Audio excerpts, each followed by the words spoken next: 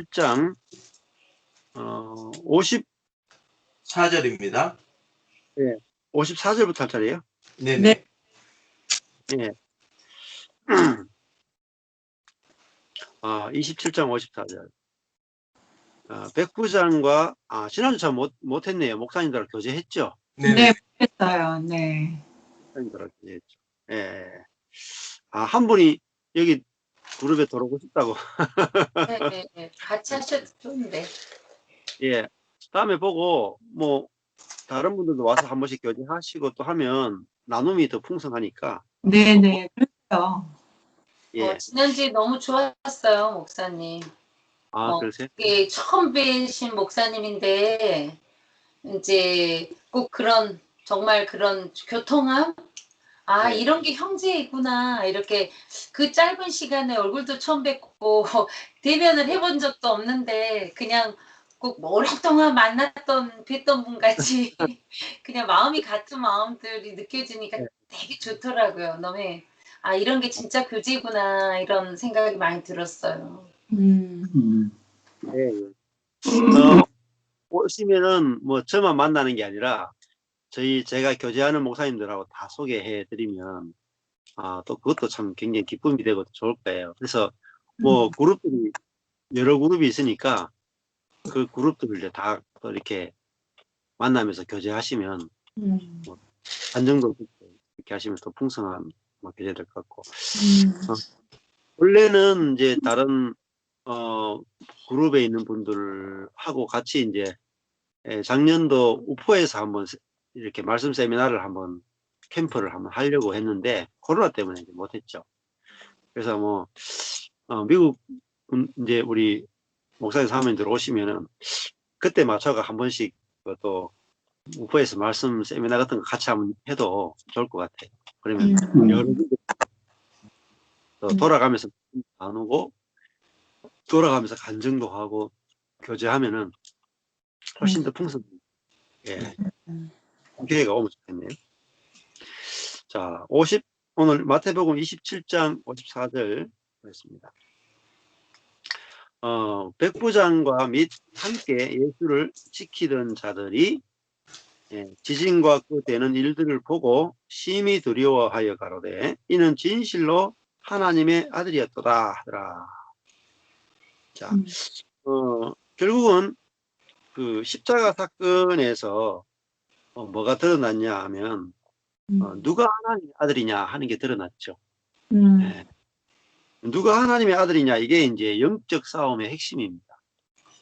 또 우리의 인생의 모든 시험, 또 고난, 또 성공과 실패의 모든 그 기준은 누가 하나님의 아들이냐 하는 거죠. 결국은 우리는 영적 전쟁이잖아요. 인생은 육적인 싸움이 아니라 영적 전쟁인데 대부분 육적 싸움을 합니다. 영적 싸움은 없어요. 육적 싸움이 뭐냐면 무엇을 먹을까, 무엇을 입을까, 무엇을 마실까, 어떤 직업을 가질까, 내 꿈이 실현될까, 또 어떻게 하면 돈을 많이 벌까, 어떻게 하면 성공할까, 다 육적 싸움이죠. 또 내가 얼마나 그 선한 영향력을 끼치는 사람이 될까, 그것도 다 육적 싸움입니다. 그러니까 인생의 자기 자신 안에서 자랑거리를 만들어내고 그 자랑거리를 가지고 자랑하는 거. 그게 전부 다 육적 싸움이지 영적 싸움은 아니죠. 그러니까 영적 싸움은 진짜 영에 속한 사람이 되는 게 영적 싸움이고 육적 싸움은 몸과 혼에 속한 것이 육적 싸움입니다.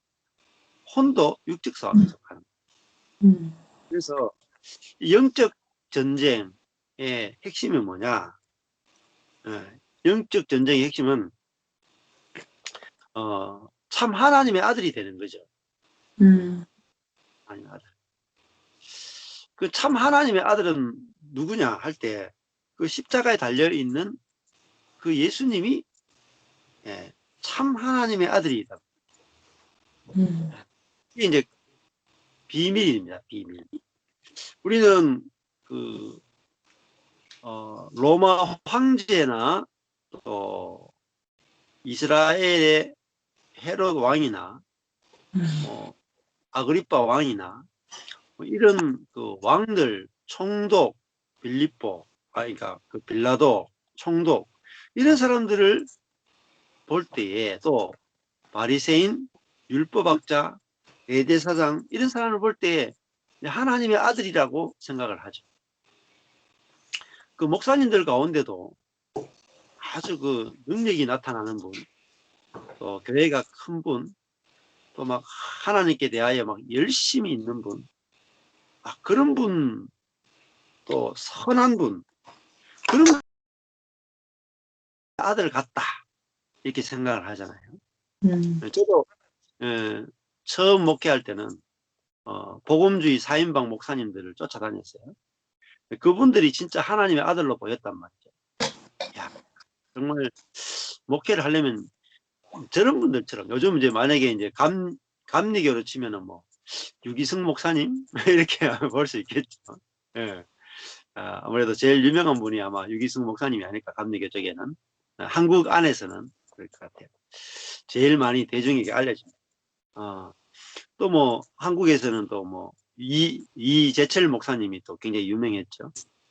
또 우리 합동 측 쪽에는 이제 통합 측 쪽에는 이재철 목사님 쪽인가 그렇고, 합동 측에서는 오카노 목사님, 뭐 또 통합 쪽에도 하영조 목사님, 뭐 심내교 쪽에서는 이동호 목사님, 뭐 그리고 홍정길 목사님 이런 분들이었죠. 그런 분들 보면은 참 마음이 선해요. 또 경건해요. 하나님을 향하여 누구보다 열심히 있습니다. 또 가난한 자를 잘 돌보고요. 많은 사람들을 잘 섬깁니다. 그리고 무엇보다도 교회가 잘 부흥을 해요. 또 부흥뿐만 아니라 교회들이 정말 제자 훈련이 잘 되고요. 사람들이 다 선해요. 변화도 많고 간증도 많고. 그러면은 우리는 그런 분들을 보면서 진짜 그리스도인이다. 진짜 그리스도인이다. 진짜 하나님의 아들이다. 그러니까 기준이 뭐냐면은 그 능력이죠. 경건의 능력이든지 말씀의 능력이든지 어떤 그 사람을 통해서 나타나는 능력, 그 사람이 소유하고 있는 지혜 이런 걸 보면서 우리는 하나님의 아들이다 이렇게 본단 말이죠. 그런데 이 십자가에 매달려 있는 예수 그리스도는 어떤 분이냐? 지금 모든 능력을 잃어버린 분이에요. 십자가에 달려 있다는 것은 모든 능력을 잃어버리고 십자가에 못 박혀서 꼼짝도 못하는 분. 능력이 하나도 없고 또 십자가에 달려 있다는 말은 완전히 망했다는 거잖아요. 지혜도 능력과 지혜가 하나도 없는 그런 분이다. 그런 분이 하나님의 아들로 어떻게 인정할 수 있을까? 그 진짜 하나님의 아들은 자기 자신에 대해서는 자랑할 것이 하나도 없는 분이 하나님의 아들이다. 그러니까 아들이라는 개념이 아버지의 모든 것을 상속받아 사는 존재의 아들입니다.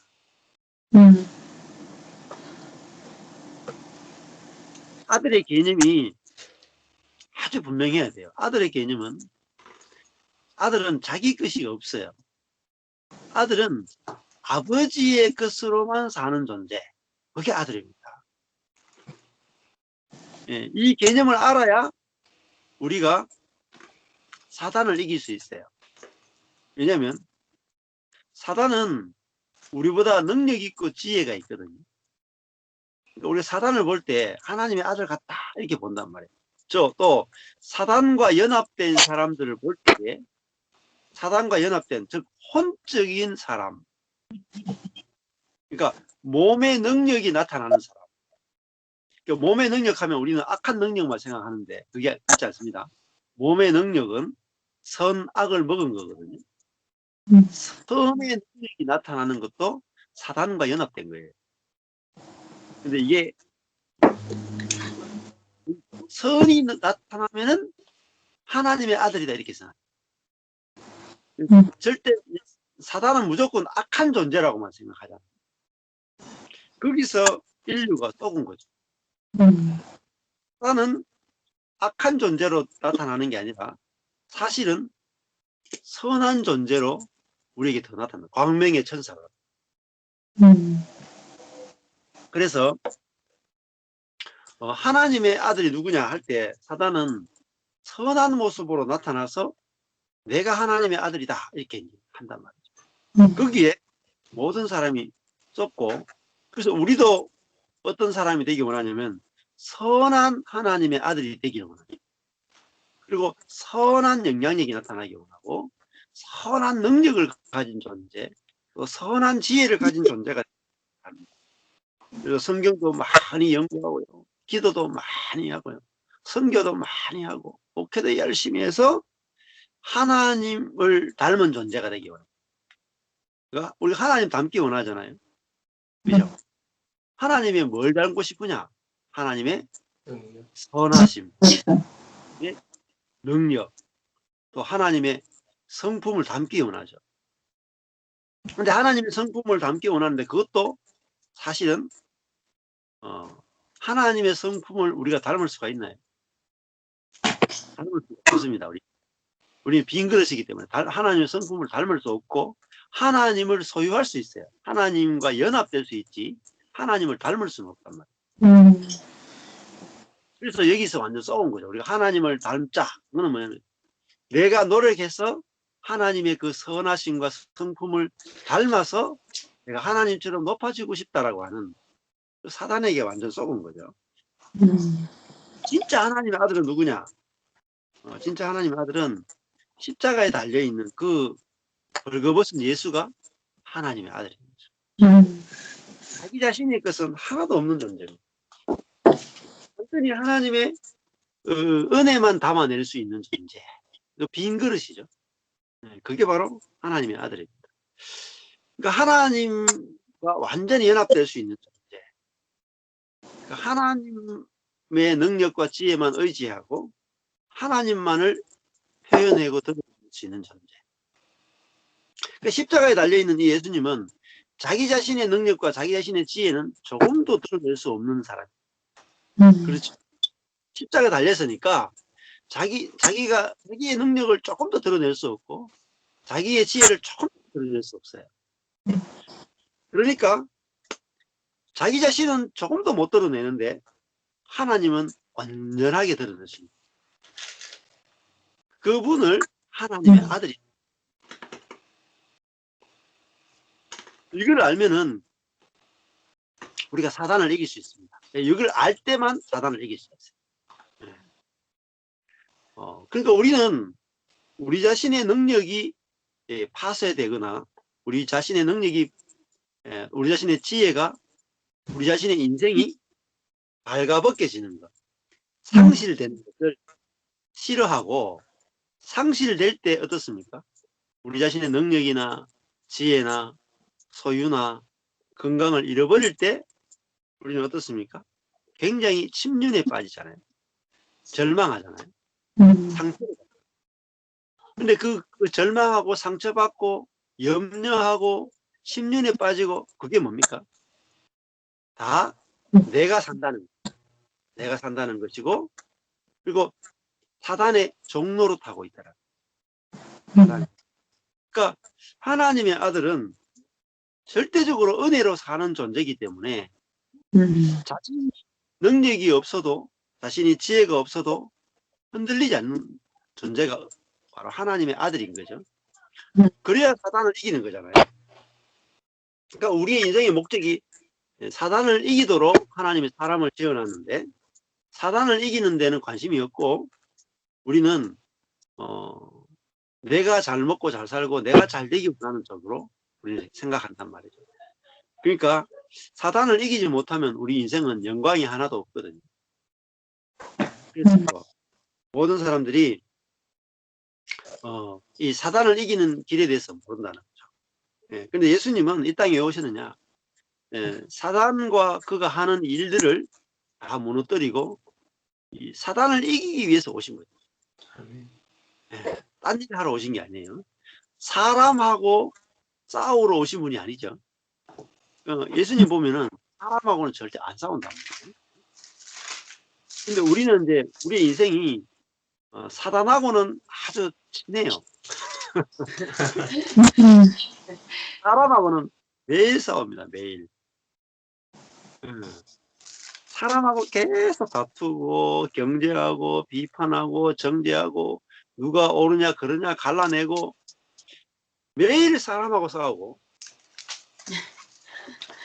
사단하고는 아주 친한 벗입니다. 벗. 그러니까 자기 자신을 사랑하는 것이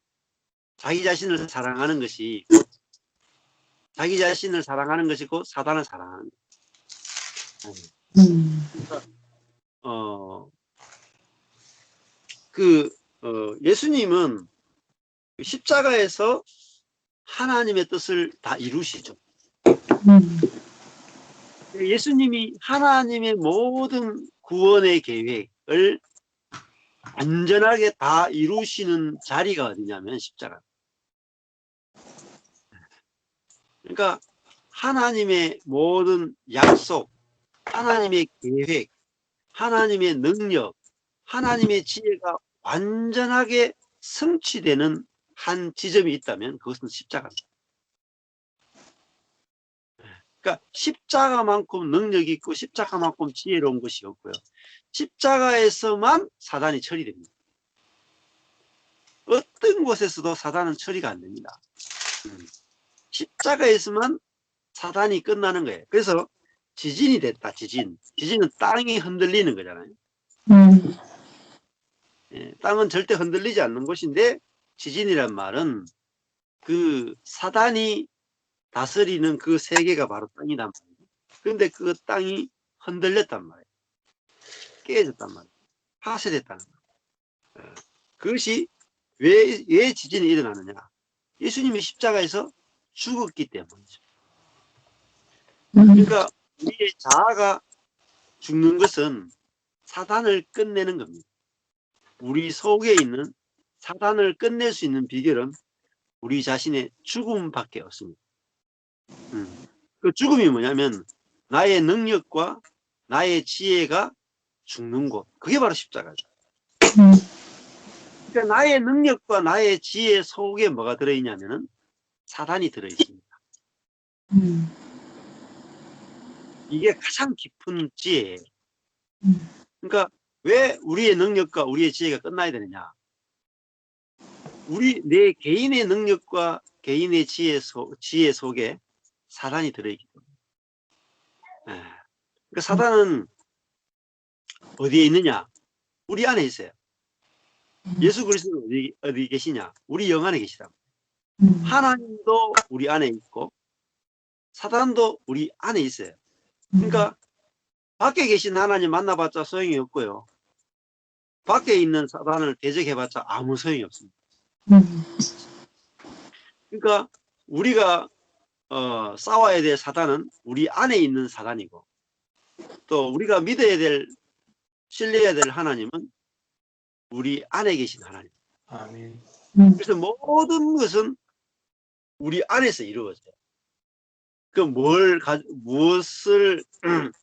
무엇이 제일 중요한 고지가 어디냐? 고지를 점령하라. 전쟁에서는 고지가 중요하죠. 전쟁이 일어날 때 높은 지점을 딱 장악해서 거기서 그 모든 주변 지역을 다 점령하잖아요. 고지가 어디냐? 혼입니다. 혼. 몸과 혼과 영인데요. 몸은 이미 사단이 지배하고 있습니다. 영은 이미 그리스도가 지배하고 있어요.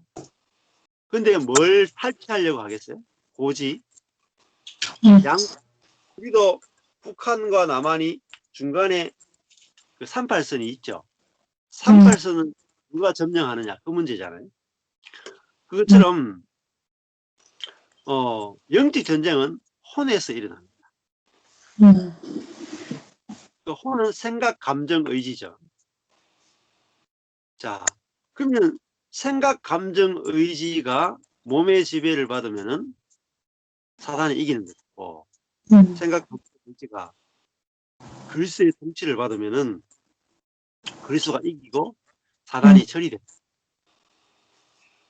근데 그럼 혼이 그걸 우리가 어떻게 하냐? how 어떻게 우리 혼이 영의 지배를 받을 것이냐? 이 문제죠. 그 문제는 바로 십자가와 연결되어 있어요. 십자가는 예수님이 어때요?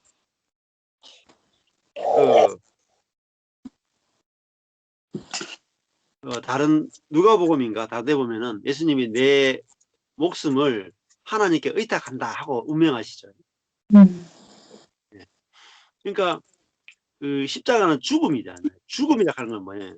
결국은 혼의 죽음입니다. 죽음이란 말은 바울이 이제 로마서 7장에 가면은 오호라 나는 곤고한 자로다. 누가 나를 이 사망의 몸에서 건져내랴. 내가 마음으로는 선을 원하되 내가 그 실제로는 내가 그 죄에 끌려가는 나를 바라본다. 그러니까 내가 내 생각과 내 감정과 내 의지를 컨트롤할 수 있다.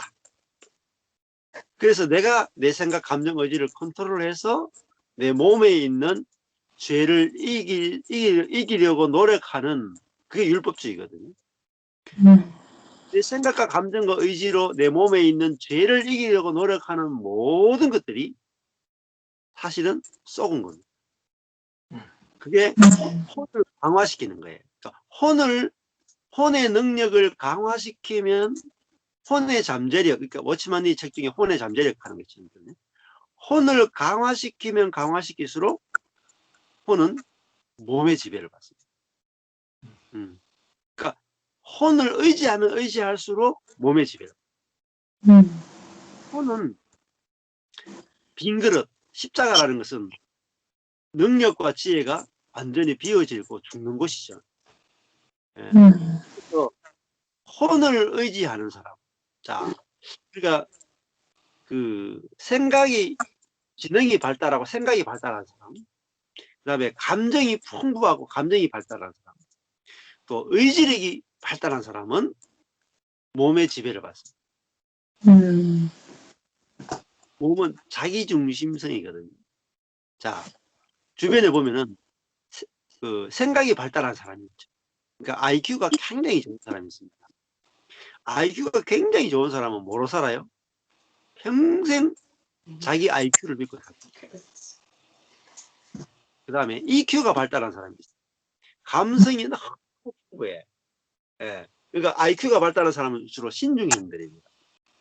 예. 신중형. 그리고 아주 철두철미하게 생각하는 걸 좋아하는 사람, 꼼꼼한 사람, 신중히.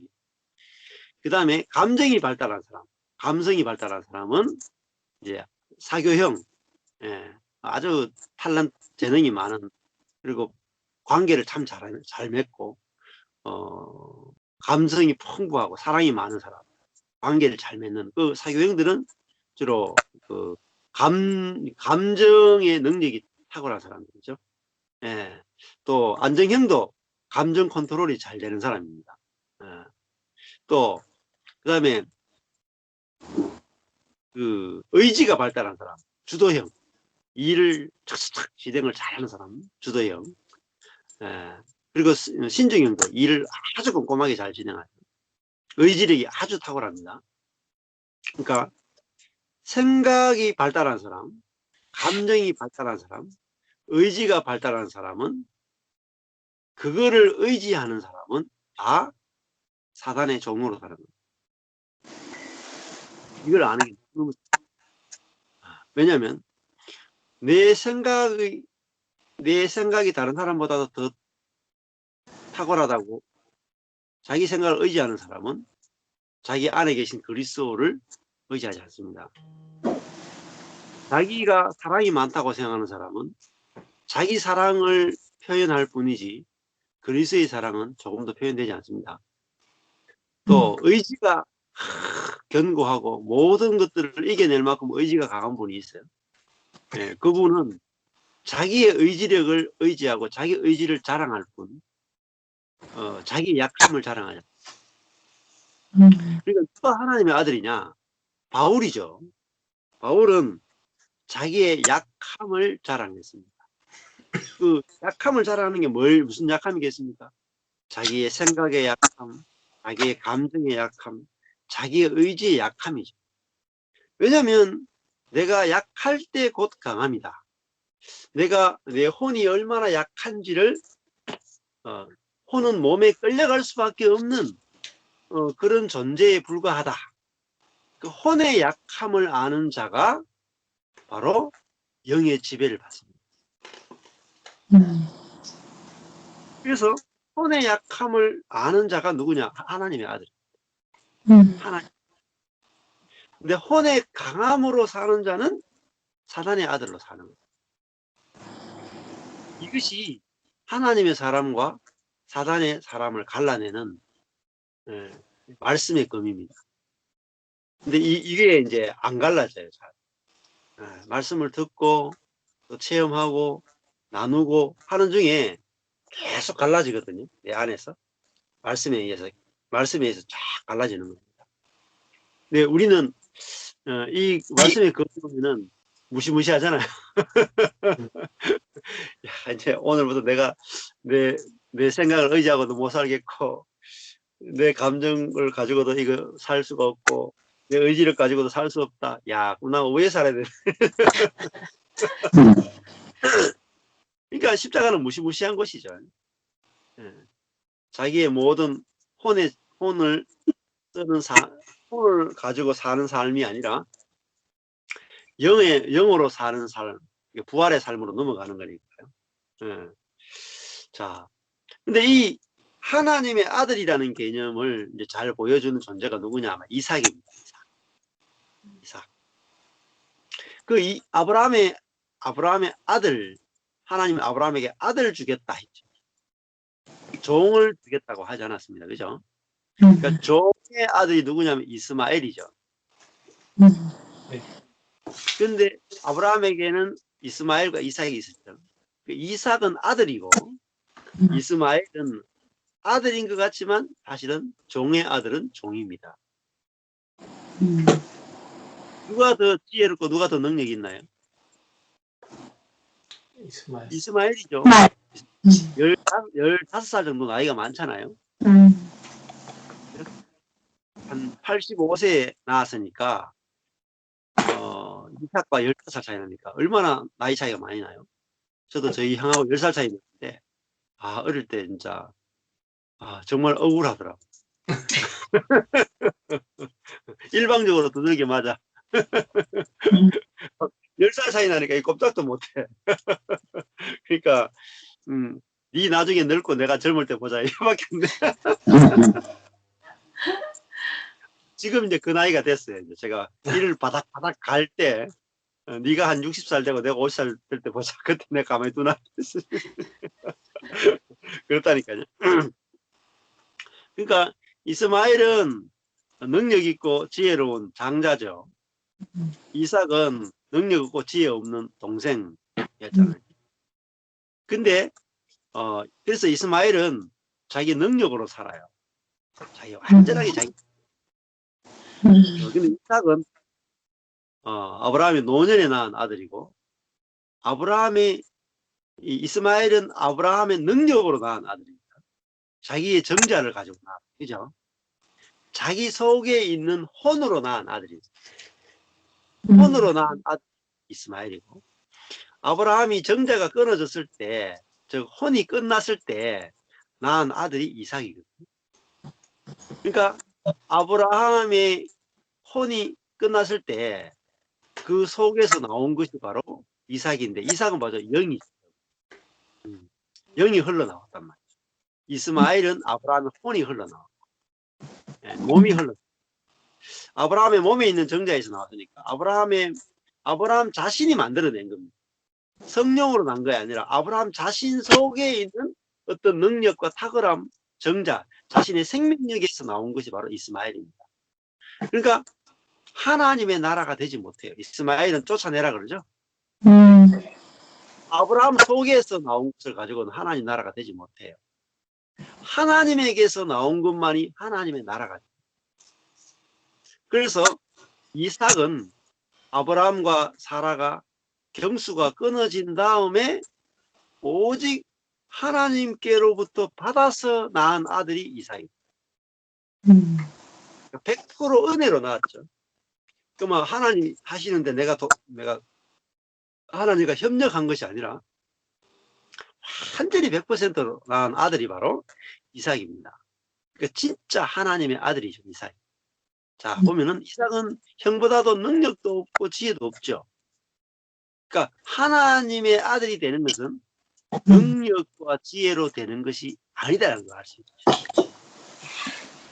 그런데 우리가 여기에 속아서는 안 된다. 그 사람의 능력과 지혜를 보면서 하나님의 아들이다. 그렇게 보는 게 아니라 그 사람 속에서 하나님의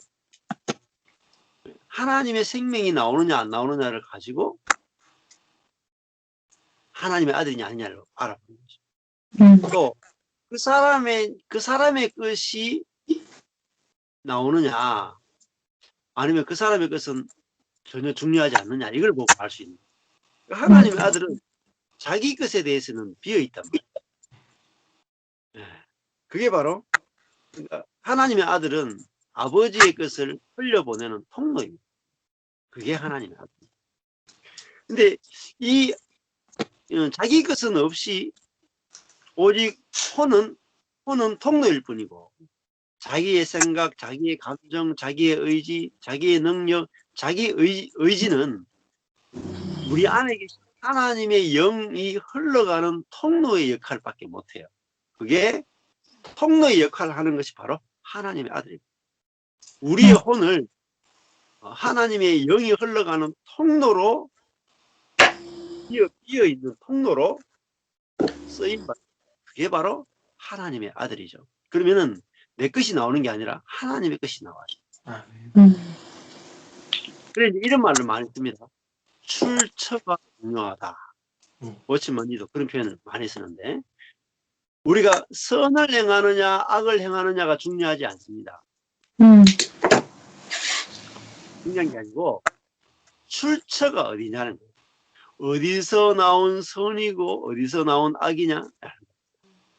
자, 선이 나오더라도 영 안에서 나온 것일 수도 있고 몸 안에서 나온 것일 수도 있습니다. 그러니까 내가 했느냐 몸에서 나왔다는 것은 내가 선을 행했다라는 것이고 영 안에서 나왔다는 것은 주님이 행하셨다라는 거예요. 그래서 예를 들어 똑같이 목회를 했어요. 자, 두 사람이 똑같이 선한 목회를 했어요. 그런데 한 사람은 몸에서 나온 선으로 목회를 했고 또 한 사람은 영에서 흘러나온 선한 것으로 목회를 했어요. 근데 앞에 거는 하나님이 모른다 하십니다. 이거를 갈라내는 것이 중요한데 우리 이게 갈라져 본 적이 없었다. 저도 이게 갈라져 본 적이. 야, 예를 들면 제가 그 온누리교회 엄청 많이 다녔거든요.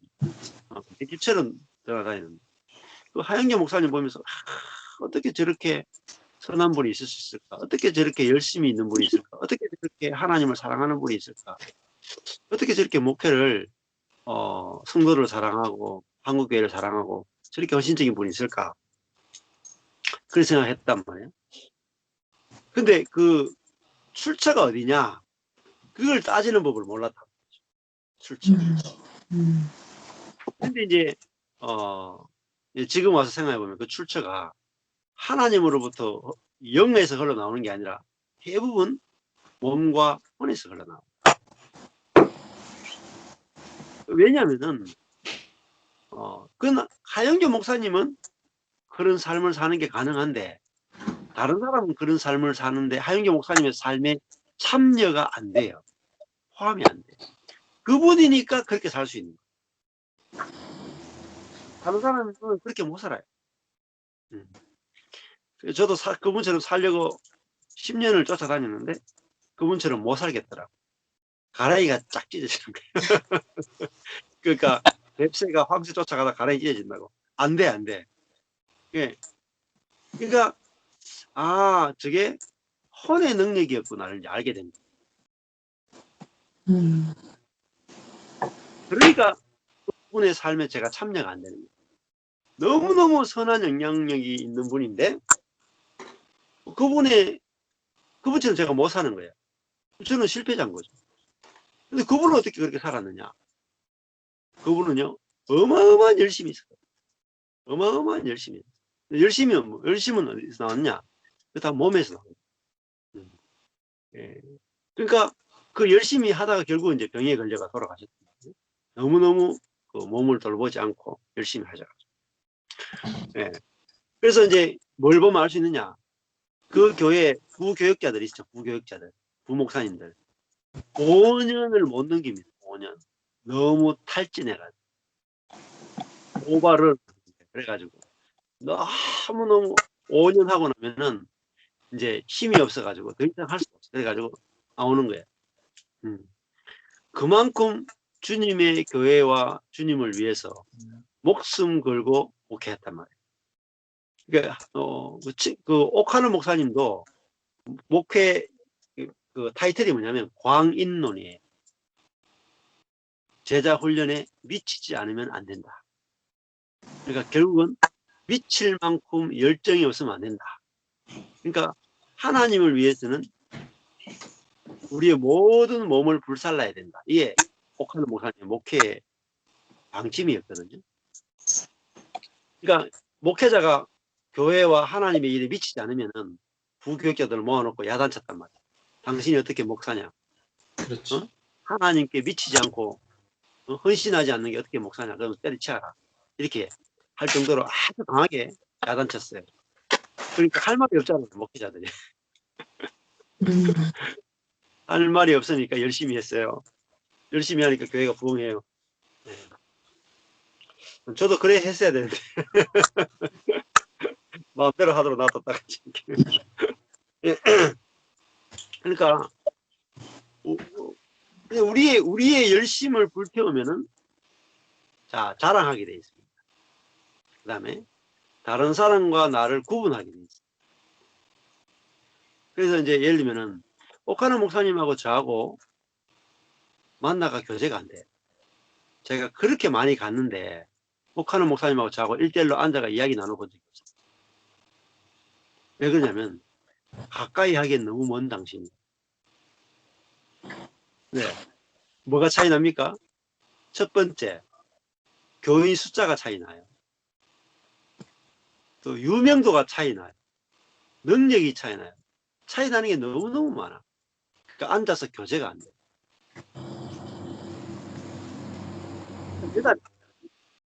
그러니까요. 이제 그거를 이제 딱 보고 나니까 이제 내가 유명하고 능력 있는 사람들 쫓아다니면서 배우고 싶은 생각이 없더라고요. 그거 못 닮아가요. 그 사람들 전부 다 혼의 능력이 대단한 분이에요. 어떤 사람은 생각의 능력이 탁월한 분이고, 어떤 사람은 감정의 능력이 탁월하고, 어떤 사람은 의지 능력이 탁월하고. 그거 못 따라갑니다. 닮을 수가 없어요. 네. 그러니까 내가 사는 거란 말이에요. 결국은 혼이 산다는 것은 내가 사는 거예요. 내가 사는 거예요. 유기성 목사님 뭐 목회 아주 잘 하시잖아요. 닮으려고 노력해 보세요. 그때부터 그 날부터 좌절입니다. 좌절이에요. 안 돼요. 네. 저는 아예 닮아갈 생각이 없습니다. 길이 다르다 하면 돼요. 길이 다르다. 그러니까 내가 사는 것이 아니라 내 안에 예수가 산다. 내 안에 영이 산다. 영이 사는 것. 그거는요. 누구나 다 참여 가능합니다. 모든 사람이 다 참여 가능합니다. 그게 복음이잖아요. 누구는 되고 누구는 안 된다. 그건 복음이 아니에요. 복음이라 하는 것은 기쁜 소식이죠. 기쁜 소식이란 말은 가난한 자, 없는 자가 더 잘 되는 것입니다. 혼의 능력이 없는 자가 더 쉽게 영의 지배를 받습니다. 안 그렇겠어요? 내 자신의 혼을 자신의 생각의 똑똑함, 생각의 지혜, 감정의 그 사랑의 감정, 이런 그 풍성한 거, 또 의지의 능력이 없는 거, 없으면 없을수록 우리는요, 영을 쓰게 돼. 혼의 능력이 없어야 영을 의지하게. 그러니까 너무나 사실은 우리가 축복받은 거예요.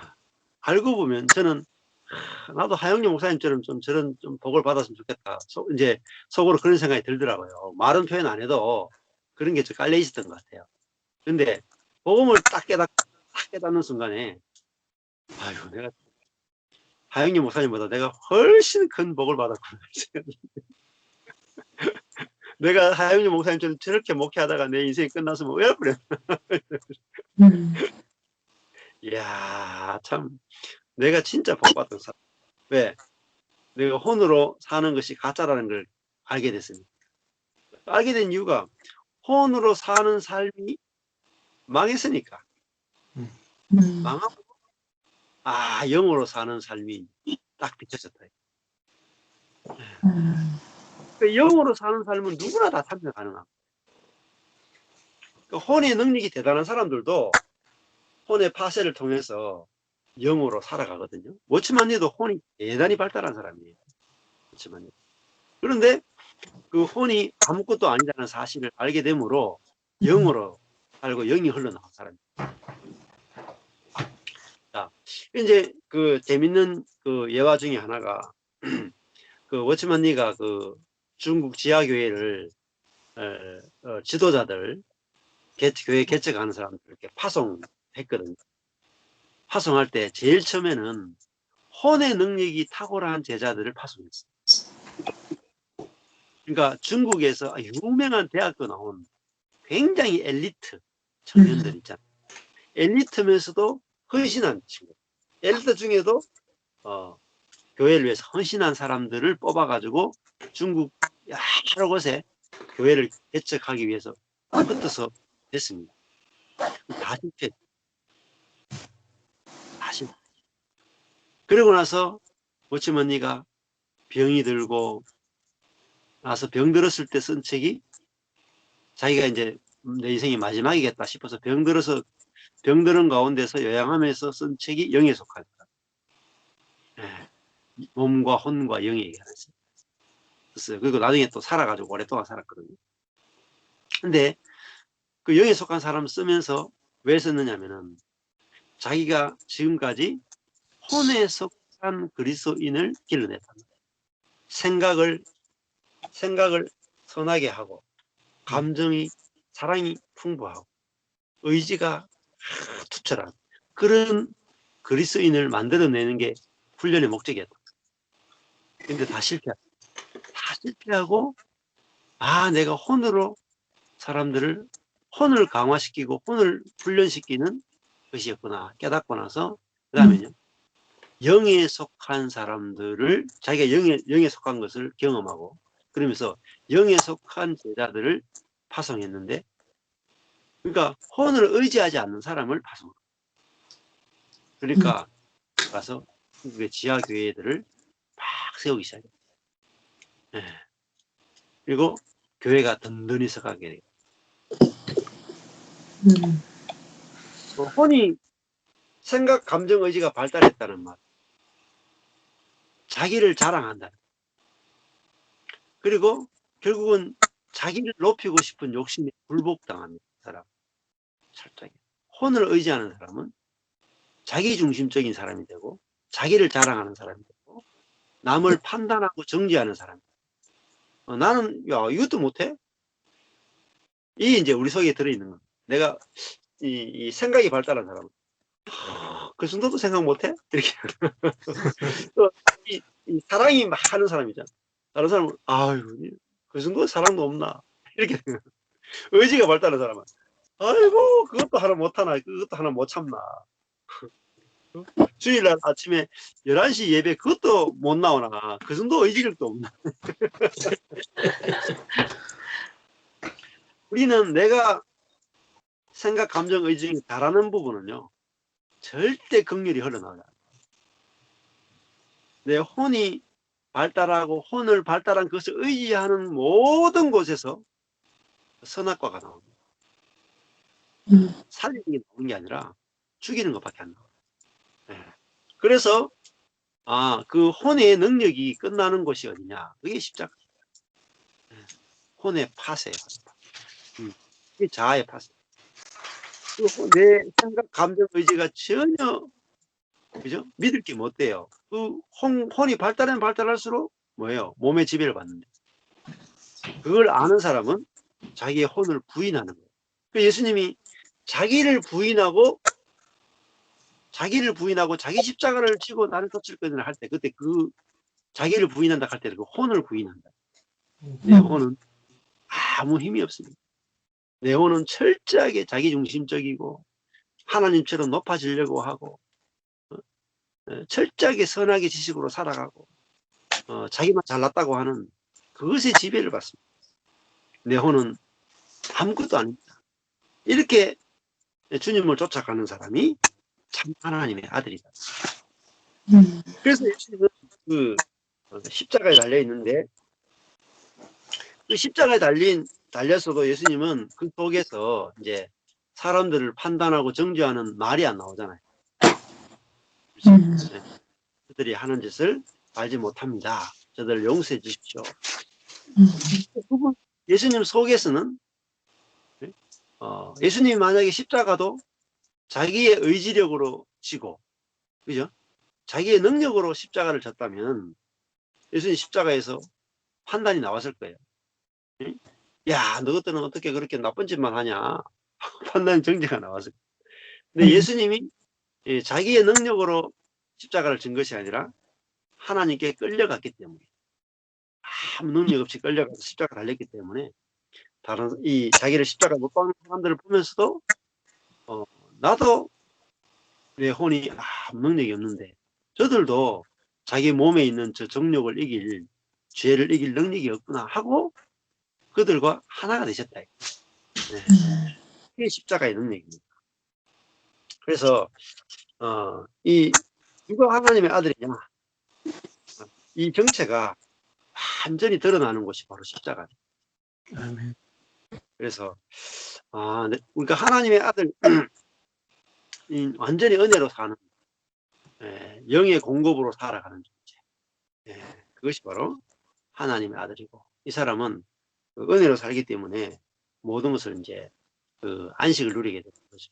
그래서 이삭이 아들인데 이삭의 삶을 보면은 이제 우물을 팔 때도 아버지의 우물을, 그러니까 철저하게 아버지의 것을 물려받아 살아가는데, 이삭은 우물을 빼앗겨도 그 근원이 끊어지지 않습니다. 그래서 아버지의 것을 물려받기 때문에 자기 것을 빼앗겨도 계속적인 우물이 공급을 됩니다. 그래서 다르지 않는 시냇가에 심은 나무와 같은 계속적으로 공급받아서 열매를 맺는, 자기 것으로 열매 맺는 것이 아니라 공급받아서 열매 맺는 것이 바로 이 아들의 삶이다. 이렇게 말씀드릴 수 있겠습니다. 오늘은 뭐 여기까지 하시죠. 일단은 몸이 피곤하실 텐데 집중해서 듣는다고 고생하셨어요. 다른 분들이요, 이 미국 목회자분들하고 저하고 같이 공부하는 거 보면서, 이야, 이거 온라인으로 하는데 저 2시간, 3시간 집중해서 듣는 거 보면 대단하다. 본인들은 1시간 하다가 막 졸고 이러거든요. 어떻게 그 2시간, 3시간 앉아가지고 졸지도 않고, 물론 이제 이번에 정선희 사모님, 목사님 꼬박꼬박 졸 때 옆에서 이렇게 찝찝 그런 경우도 있겠지만 이렇게 집중력 있게 들으시는 것만 해도 참 은혜로 되는 거지, 우리 힘으로 되지 않는. 오늘 이 마태복음 부분에서 나누고 싶은 게 있으면 나눔하시죠. 예. 누가 하나님의 아들이냐? 아들 되기 쉽죠? 없으면 돼요. 속았다라는 생각을 복음이 들려지면서 새롭게 깨달아진 거거든요. 속았다. 그래서 예. 결국은 사단은 아담의 때부터 속여서 하나님과 끊어진 관계를 만들어 버리려고 했던 것처럼 여전히 지금도 속이고 있는데 그 속이는 게 되게 좋아 보인다는 거죠. 문제는 우리의 본성. 그렇죠. 예, 안 예. 좋아 보이면 당연히 안 속을 텐데 예. 너무나도 내가 입은 옷과 이렇게 딱 맞아 떨어지는 것들이다 보니까 지금까지 속아왔는데 오늘 목사님 말씀하신 것처럼 십자가에서 모든 지혜와 모든 능력이 끊어진 그가 하나님의 아들인 줄을 알면 사단에게 예. 정말 속지 않는다라는 게 너무나도 귀한 말씀이고 또 한 주 한 주 이렇게 말씀을 또 이렇게 나누고 또 말씀을 준비해서 전하고 또 말씀을 받은 성도님들의 피드백을 받고 이렇게 같이 이렇게 실제화 되어지니까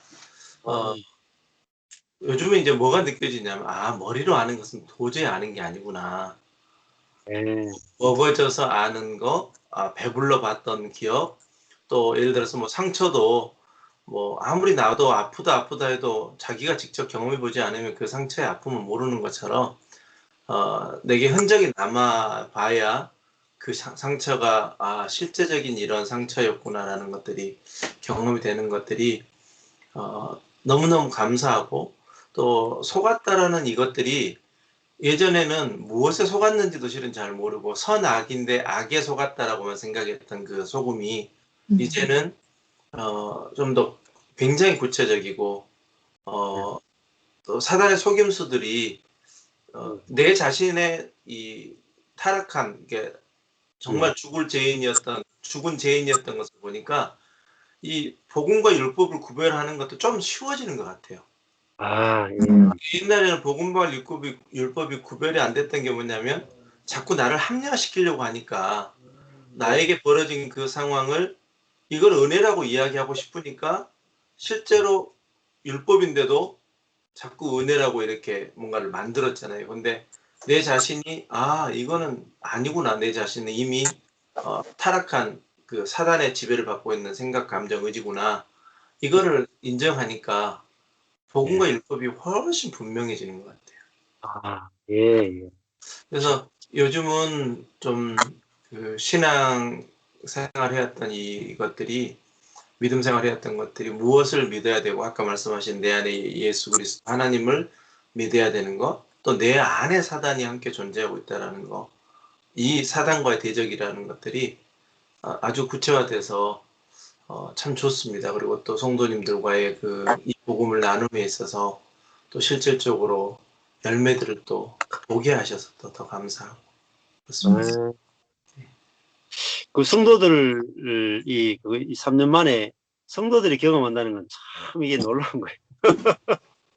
목사님, 사모님이 이거 경험하는 것만 해도 대단히 놀라운 건데 3년 안에 경험하는 것만 해도 대단히 놀라운 거예요. 근데 성도들이 경험한다. 이건 정말 더더더 놀라운 겁니다.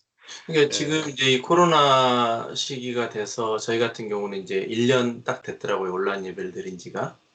그러니까 시기적으로 이제 봄이 되어지고 어떻게 모여야 될 건지 지율학교 예배를 이제 줌으로 이렇게 모인 지가 3주 딱 됐어요. 3주 됐죠. 3주 됐는데 주일학교 학생 하나가 마지막 예배 끝났는데 질문 있어요 그러는 거예요. 줌에서. 무슨 질문인데 그랬더니 우리 교회 함께하는 교회는 언제 열어요? 질문을 하는 거예요.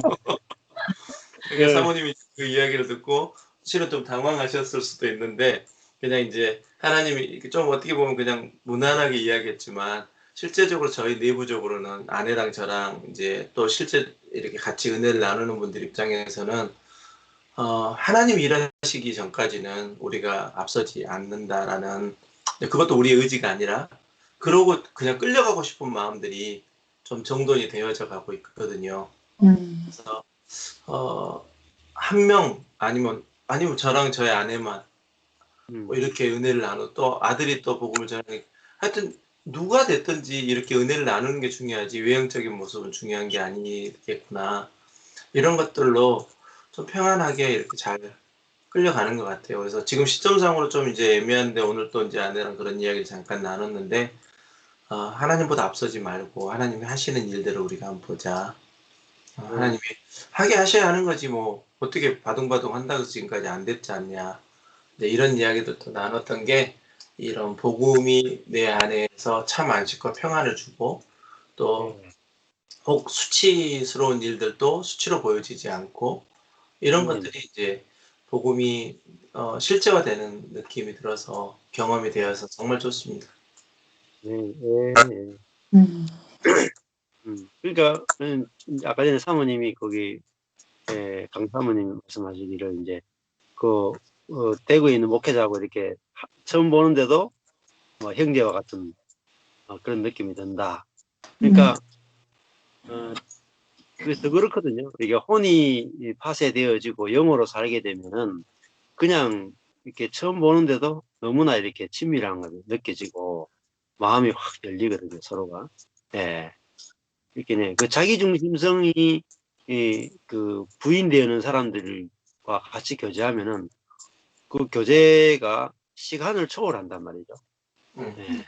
근데 자기중심성이 바탕이 된 사람들과 교제하면은 969년을 살아도 연합이 안 됩니다. 예. 근데 이제 이게 내 중심성을 부인하고 만나게 되면 하루 만에도 이제 만리장성을 쌓는 거죠. 그러니까 다윗과 요나단이 만나자마자 마음이 통하는 것처럼 그렇게 마음이 통한단 말이죠. 진짜 그 형제됨을 누리는 거죠. 네, 그런 분들이 있어요. 저도 제 주변에 있어요. 예, 그런 분들이 제 주변에 많거든요. 예.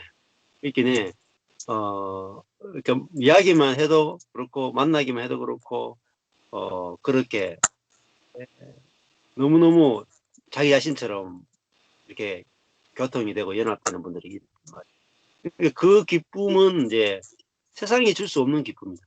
그렇죠. 세상 안에 있는 기쁨.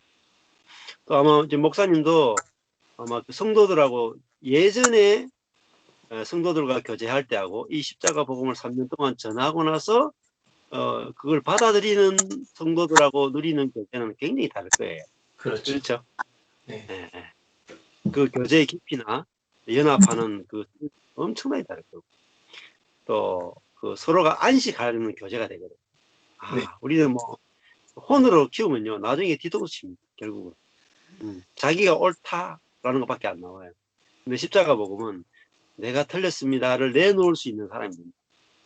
그러니까 시간이 지날수록 자기를 부인하는 사람이 나오기 때문에 시간이 지날수록 더 좋은 거예요. 더 좋은 거.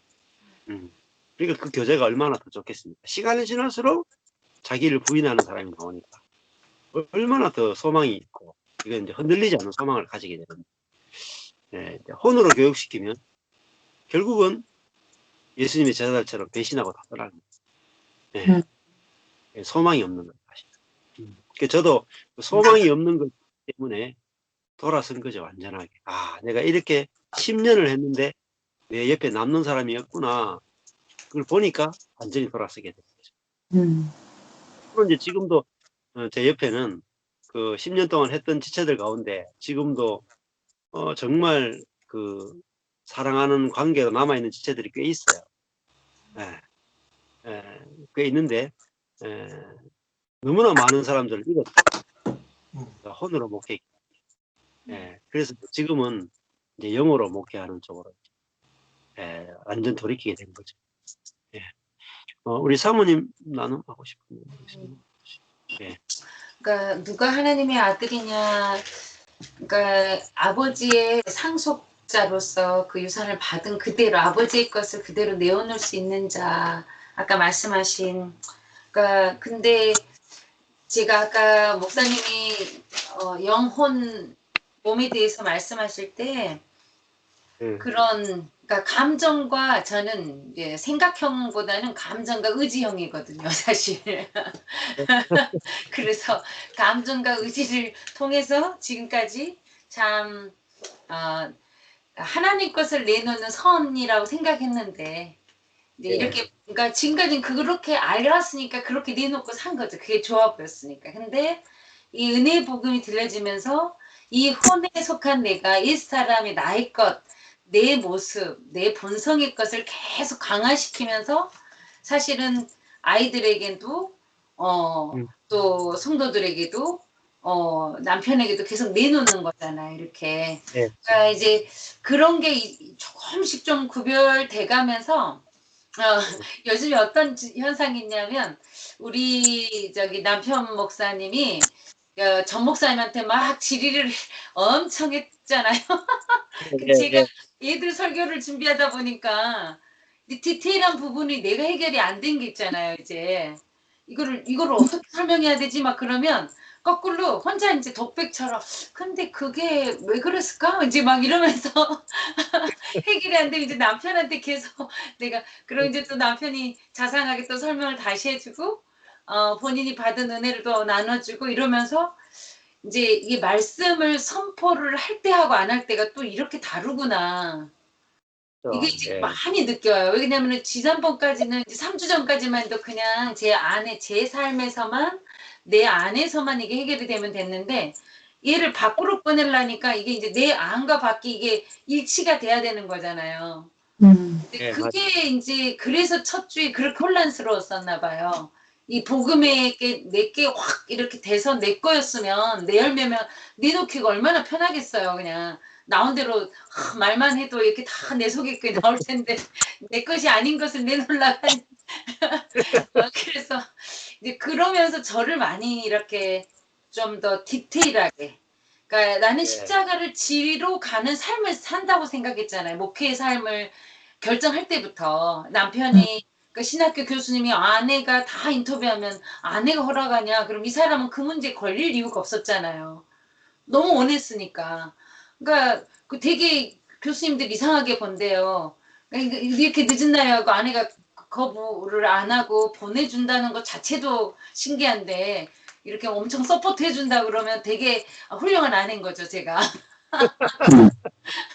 그러니까 칭찬받아도 마땅한데 이제 갈수록 이것이 그 칭찬은 가루가 되고 돌이 부셔지고 해가지고 이제 바닥 나가지고 갈 데가 없는 그러니까 이제 은혜의 복음이 들려지면서 정말 내 혼에 대한 것이 조금 더 분별이 돼가는 것 같아요.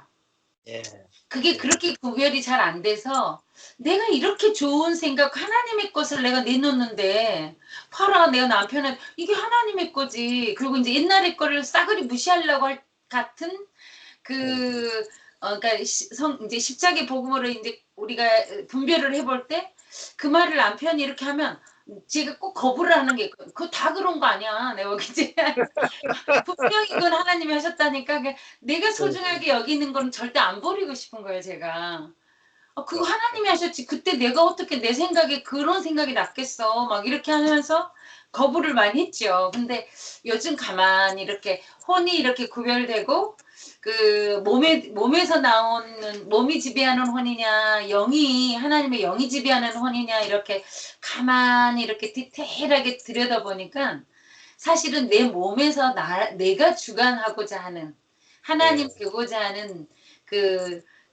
내 혼을 주장하고 싶은 나 이제 이게 사실은 훨씬 큰 포지션이었는데 제 스스로 그러니까 아까 목사님 말한 대로 내가 내 안에 사단이 있다고 생각 못한 거죠. 사단은 기도에서 물리쳐야 될 적인 거죠. 저렇게 나쁜 악이 수들어오면 물리쳐야지 어떻게 내 안에 이렇게 거룩한 내 안에 어떻게 사단이 들어와 있겠나.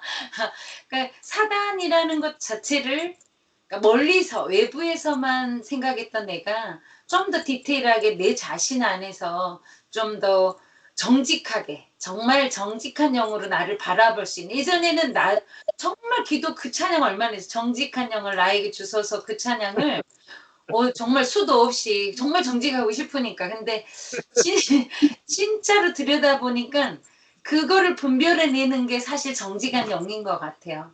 하나님의 그 영이 나를 정말 갈라놓게 하시니까 아 이게 진짜 내 것이었구나. 이건 하나님의 것이 아닌 나의 선이었구나. 그런다고 보면 사단에 속한 거잖아요. 남편이 네. 그 말 할 때마다 되게 거슬렸거든요. 사실 제가 다 이해를 해요. 다 받아들였는데 아 사단 이야기하면은 그거는 기분이 확 나빠지는 거야. 그건 아니지 어떡해. 이제 그 말을 하면은 아니 본인 나한테 잣대를 댄 게 아니라 본인 스스로를 이야기하면 꼭 너무 비하하는 것처럼 들리는 거예요. 제 귀에. 아 그건 아니지 뭐 그게 사단한테 어떻게 속은 거야. 막 그래도 그건 아닌 것 같아. 막 이랬는데 요즘에는 이제 가만히 생각해 이제 둘이 이야기하면 이제 조금 이야기가 통할 거예요. 요즘.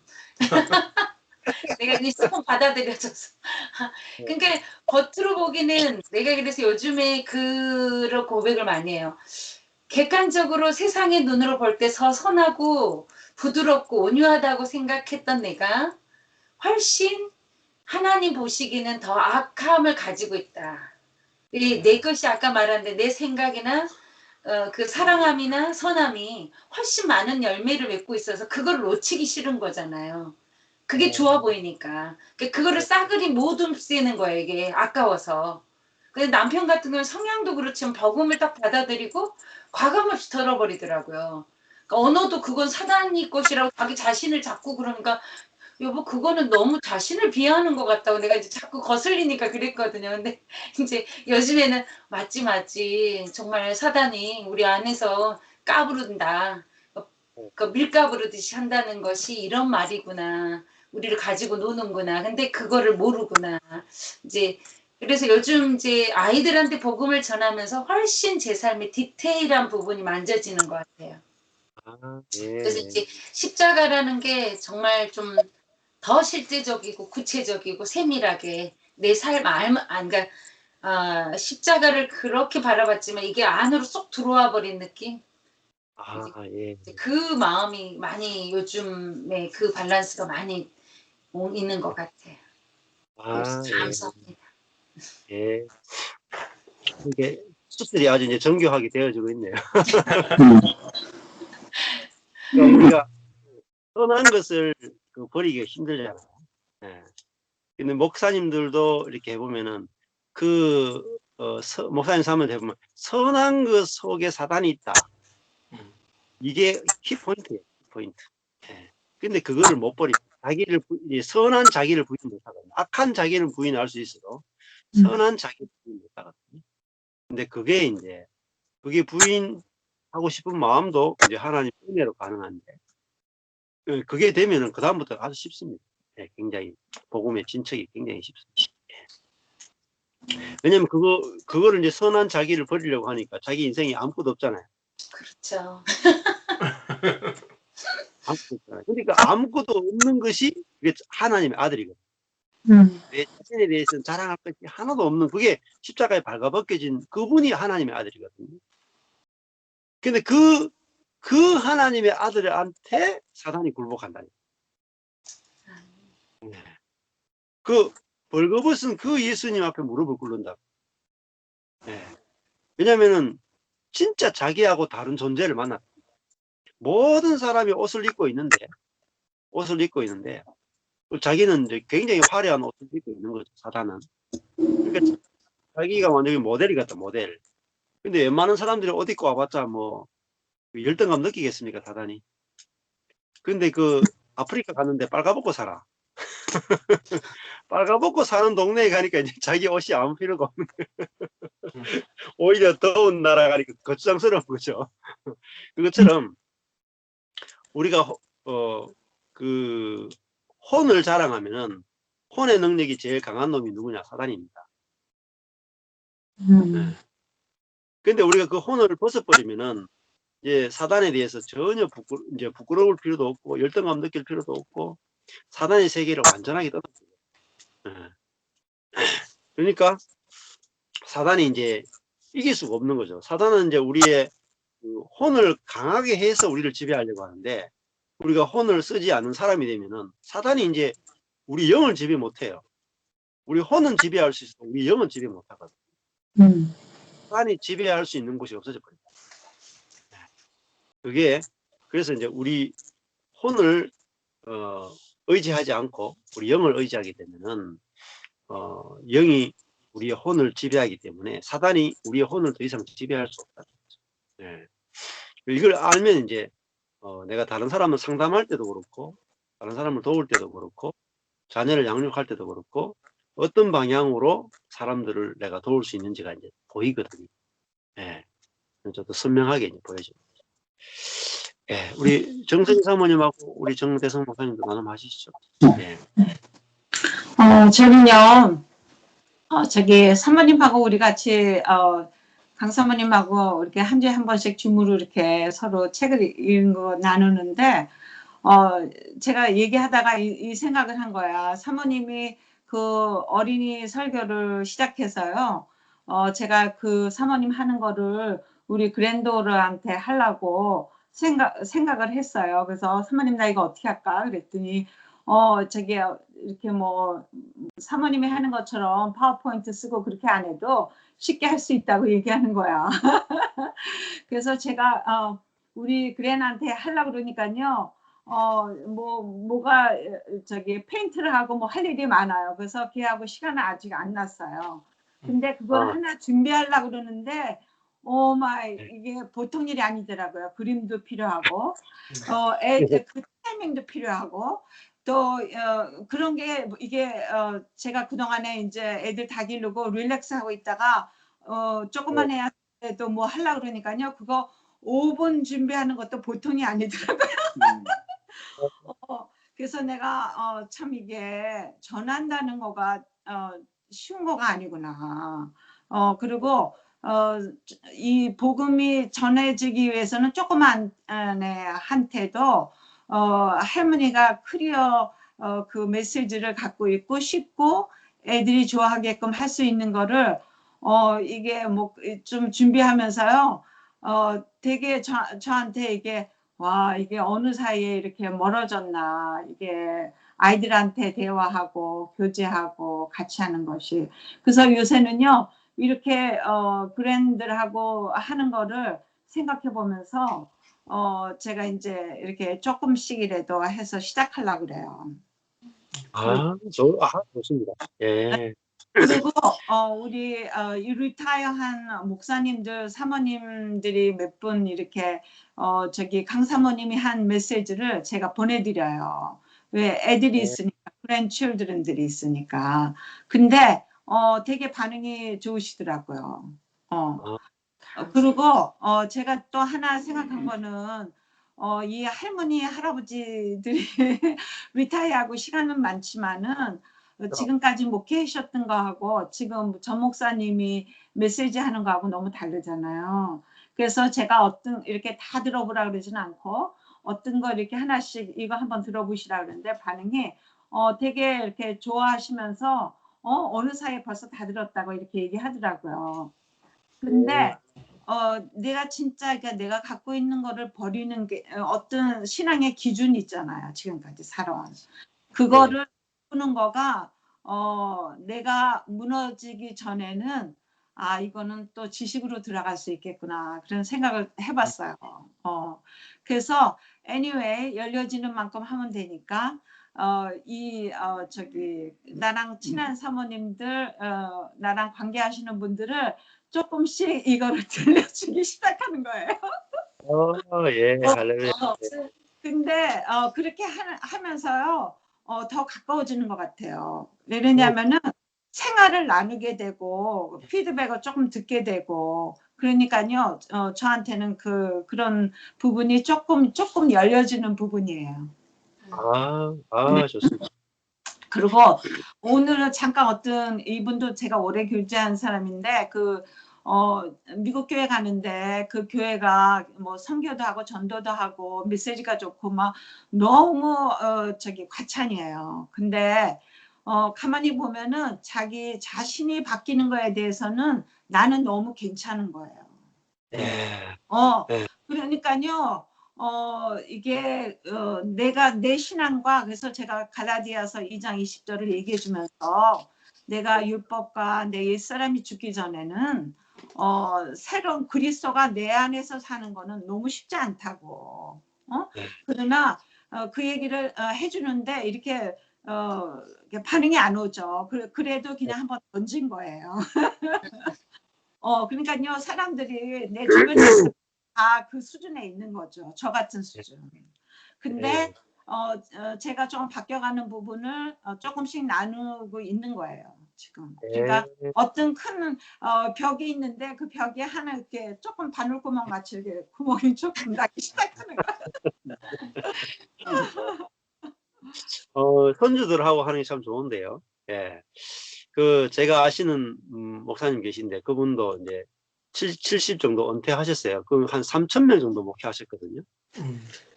그러니까 엄청 큰 대형 교회 목회하셨죠. 거의 수십 년 동안 그렇게 3,000명 되는 큰 교회에 목회하셨는데, 그분이 이제 이 십자가의 복음을 만나고 나서는, 내가 지금까지 수십 년 그 3,000명 목회했는데 그게 다 가짜구나, 이렇게 하시니.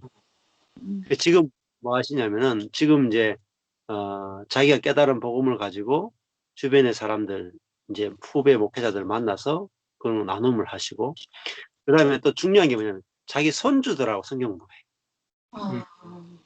내가 다른 사람한테 이 복음 전하는 것보다 내 손주들에게 이 복음을 전하고 싶다. 그래가지고 손주들만 이렇게 온라인으로 탁 모아가지고 일주일에 두 번씩 성경. 근데 목사님이 너무 행복해서요. 자기가 지금 평생을 살아오면서 깨닫게 된 이 놀라운 십자가의 복음을 자기 손주들하고 이야기하니까 손주들이 더 잘 받아들이더래요. 다른 사람보다. 그리고 자기가 이제 죽기 전에 우리 마지막 여생을 내 가족들에게 이 십자가의 복음을 전하고 하면 얼마나 좋겠어요? 예. 내가 손주에게 전해도 손주가 또 부모에게 전할 수 있잖아요. 내가 바로 아들에게 못 전하도 손주에게 전해놓으면 손주가 또 자기 부모에게 복음을 전할 수도 있고. 그러니까 우리 열리는 대로 가면 되거든요. 그래서 이 노년의 시간이 많을 때 그 시간을 이용해서 손주들하고 또 교제하면 즐겁잖아요. 제일 예쁘잖아요, 손주들이. 그러니까 손주들하고 일주일에 한 번, 두 번 하든지, 그러니까 뭐 안 들어오면 내가 용돈을 줘서라도 손주들하고 같이 말씀을 나누고 교제할 수 있는 시간을 정기적으로 가지면 그만큼 또 좋은 게 없는 것 같아요. 아주 잘하시죠. 예. 우리 정 목사님 하실 말씀이 없으십니까? 예. 저는요, 오늘 한 말씀을 가지고 정 목사님 쭉 이는 진실로 하나님의 아들이었도다 하는 영의 사람은 십자가에서 하나님의 아들을 바로 고백할 수 있는 것처럼 그 십자가에서 다 무너지고 정죄하지 아니하고 판단하지 아니하고 그냥 있는 그대로 자신을 벌거벗은 채로 약함을 드러내신 그 예수 그리스도가 참 하나님의 아들이라고 하는 그 말씀을 대하면서 나도 그러면 내 자랑, 내 것을 내놓는 나는 정말 혼의 사람이었구나 하는 것을 다시 깨닫게 되었습니다. 그래서 참 진실로 우리가 하나님의 아들이 되는 것은 영적인 것을 깨닫지 아니하면 혼의 생각에 잡혀 있어서 그것은 정말 예수 그리스도를 바로 고백하지 못한 그러한 더 나아가서는 사단에 잡힌 것이구나. 선한 능력 속에 사단이 숨어 있다라고 하는 그 부분이 바로 나의 신앙생활이었구나 하는 그런 생각도 하게 되어서 참 오늘 말씀을 통해서 정말 영의 사람이 정말 십자가에서 다 자신이 드러나는 것을 다시 한번 보게 돼서 감사합니다. 아멘. 예. 목사님 조금 전에 고백처럼 예수님은 다 벌거벗겨졌는데 그 부끄러움이 없단 말이다. 벌거벗으나 부끄러워하지 아니하더라. 그게 아들이잖아요. 근데 우리는 이제 벌거벗김을 당하면 어떡할까 늘 두려워하고 무서워했단 말이에요. 근데 예수님은 어차피 나는 사람이고 나는 모든 생명과 모든 것을 공급받았기 때문에 내 것은 아무것도 없다. 나만 그런 것이 아니라 모든 인간은 자기 것이 하나도 없다. 그거를 이제 확실하게 아니까 부끄러움이 없어지는 거잖아요. 이 부끄러움이 없는 게 뭐냐? 구원이죠. 부끄러움이 없는 구원을 우리가 받는 거죠. 그러니까 부끄러움이 없다는 말은 열등감이 없다는 거예요. 수치심이 없다는 거잖아요. 내가 내 자신을 하도 드러내놓을 수 있다. 이게 얼마나 자유롭습니까? 내 능력 없는 거, 내가 실패한 거, 내가 부족한 거, 내가 죄에 넘어지는 것조차도 아주 자유롭게 내놓을 수 있으니까 이게 얼마나 사단에게 이제 사단으로부터 자유롭게 된 거죠. 근데 내 선한 모습, 좋은 모습만 다 이렇게 드러내야 되고 부끄러운 모습은 다 가려야 되는 그것이 사실은 사단의 종로로 가고 있다는 거죠. 그래서 예수님은 자신의 어떤 것이 드러나도 부끄러워하지 않아요. 예. 그러니까 우리도 나의 모든 것들이 은혜로 되어지고 있다고 생각합니다. 정말 자유로워지는 거죠. 예. 그러니까 부끄러움이 없어야지 연합이 되잖아요. 알겠습니까? 부끄러우면 옷을 입을 거고 옷을 입으면 연합이 안 돼. 예. 그러니까 자기의 어떤 것이라도 내어놓을 수 있고 또 부끄러워하지 않아야 서로가 깊이 교제가 된다. 예. 이게 목사님, 저는 이번 주일날 우리 팜 선데이하고 고난 주일이 겹쳐지는 종료 주일인데요. 이제 그 본문을 생각하면서 지금 목사님이 말씀하신 십자가의 사건과 연관해서 생각해 보면 예수님이 나귀를 타시고 예루살렘으로 입성할 때에 모든 군중들이, 모든 사람들이 종려나무 가지를 들고 호산나 호산나 그렇게 찬송하고 그렇게 기뻐했던 그들이 며칠 지나서 예수님이 십자가에 달려 죽으시니까 다 저 예수를 십자가에 못 박으라고 하면서 완전히 소리 지르면서 변화되는 그 사람들을 보면서 그런 상태에서도 결국은 많은 군중들이 생각한 예수님의 메시아상은 유명하고 우리를 구원하고 왕으로서의 그러한 것을 생각을 했지만, 지금 생각하면 혼적인 면에서만 생각을 했지만, 예수님은 그런 가운데 그러한 모든 것을 듣고서도 스스로 다 정죄하지 아니하고 십자가에서 자신을 부끄럽게 내어주기까지 하면서 거기에 그냥 돌아가시는 그 예수님, 더 나아가서는 빌립보 2장에서는 그런 예수님이 자기를 비워서 죽기까지 죽기까지 하셨다라고 하는 그 예수님을 보시고, 저는 그 다음 말씀을 더 강조하고 싶어요. 하나님께서 그런 예수를 높이 올리셔서 모든 만민들이 그 예수의 이름 앞에 무릎을 꿇게 하셨다 하는 그 말씀을 생각하면서 십자가에서 돌아가시는 예수님은 우리의 눈으로 정말 형편없이 다 없어져 버리는 아무것도 없는 사람으로 떨어졌지만, 그 상황을 보시는 하나님은 모든 만민들, 모든 만물들 가운데 가장 탁월한 이름으로 세워주셨다는 것에 정말 하나님의 비밀이 숨겨져 있는 것 같아요. 아멘, 아멘. 네. 나귀 타고 그 입성할 때 우리 같으면 얼마나 쪽팔리겠습니까? 저도 그렇더라고요. 제가 어떤 교회에 초빙 받았는데, 옛날에 제가 돈이 없으니까 개척교회 목사니까 항상 그 티코 같은 거 있잖아요. 그 예. 중고 티코 하여튼 고장난 봉고 이런 거 끌고 늘 다니고 이랬거든요. 그러니까 그 중고 티코 그거 막 조그만한 거 끌고 다른 사람 만나러 가면 부끄러운 거예요. 부끄러워. 수치. 근데 예수님이 그 예루살렘 입성하는데 그 중고 티코 타고 입성했다고 생각해 보세요. 그죠? 부끄러운 입성이다. 일부러 나귀 타고 갔단 말이에요. 근데 예수님은 부끄러움이 없단 말이죠. 왜냐하면 사람들과 같이 되는 거. 저 사람과 저 사람보다 위에 올라가는 것이 영광스럽게 보이는 게 아니라 그 사람들과 같이 되는 것이 영광스럽게 보여요. 그래서 나귀를 타면은 이렇게 앉으면은 다른 사람하고 이렇게 섰을 때 높이가 똑같다 하더라고요.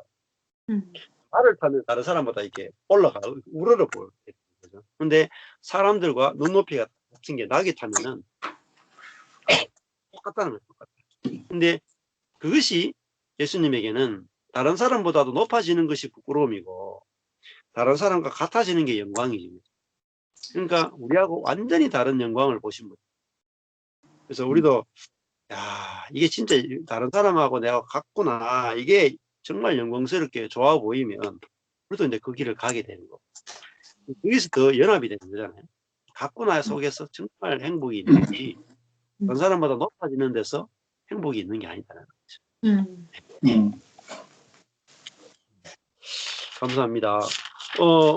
그러면은 어떻게 오늘 목사님 거기 갈라디아 오늘은 여기까지만 좀 하면 좋을 것 같아요. 몸이 그렇죠. 생각보다